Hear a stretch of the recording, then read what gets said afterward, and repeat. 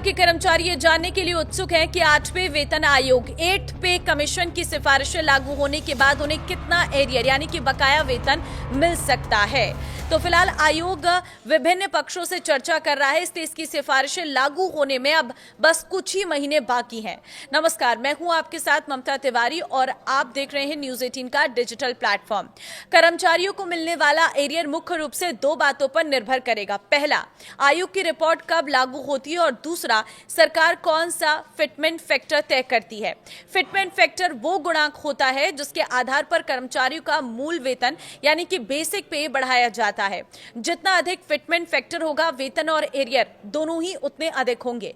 कुछ विशेषज्ञों का मानना है कि 8वें वेतन आयोग की सिफारिशें मार्च 2027 से लागू हो सकती हैं, जबकि कुछ का अनुमान है कि यह प्रक्रिया मई 2027 के बाद पूरी होगी। एक राय यह भी है कि आयोग मार्च 2027 तक अपनी रिपोर्ट सरकार को सौंप सकता है, जिससे कर्मचारियों को अप्रैल 2027 से बढ़ा हुआ वेतन मिलना शुरू हो सकता है। हालांकि कुछ विशेषज्ञों का कहना है कि आयोग की रिपोर्ट तैयार करने में पूरे 18 महीने लग सकते हैं। जरूरत पड़ने पर आयोग सरकार से समय बढ़ाने की मांग भी कर सकता है। फिटमेंट फैक्टर कितना हो सकता है, ये जान लीजिए। National counselling joint consultative machinery staff side ने 8वें वेतन आयोग को 3.83 फिटमेंट फैक्टर की सिफारिश की है। हालांकि कई विशेषज्ञों का मानना है कि मौजूदा आर्थिक परिस्थितियों में इतना बड़ा फिटमेंट फैक्टर संभव नहीं है। All India NPS employees federation के राष्ट्रीय अध्यक्ष मनजीत सिंह पटेल के मुताबिक 2.1 का फिटमेंट फैक्टर अधिक व्यवहारिक हो सकता है। यदि ऐसा होता है तो 18,000 रुपए बेसिक वेतन पाने वाले कर्मचारी का मूल वेतन बढ़कर करीब 37,800 रुपए हो सकता है। लेवल 1 से लेवल 5 के कर्मचारी कौन है, ये भी जान लीजिए।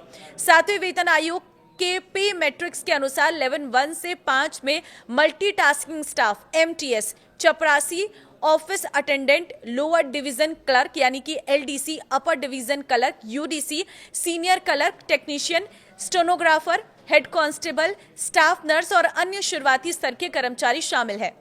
तो कितना मिल सकता है एरियर में आपको बताती हूँ। कुछ एक्सपर्ट्स के अनुसार अगर संशोधित वेतन सितंबर 2027 से लागू होता है तो करीब 20 महीने का एरियर बन सकता है। 2.0 फिटमेंट फैक्टर पर लेवल 1 कर्मचारी को करीब 3,60,000 रुपए और लेवल 5 कर्मचारी को 5,82,000 रुपए तक एरियर मिल सकता है। 2.15 फिटमेंट फैक्टर पर यह राशि 4.1 लाख रुपए से 6.69 लाख के बीच पहुंच सकती है। तो 2.28 फिटमेंट फैक्टर पर एरियर 4.60 लाख रुपए से 7.44 लाख रुपीस तक पहुंच सकता है। 2.57 फिटमेंट फैक्टर लागू होने पर लेवल 1 कर्मचारी को 5,65,000 रुपए और लेवल 5 कर्मचारियों को 9,13,000 रुपए तक एरियर मिलने का अनुमान है।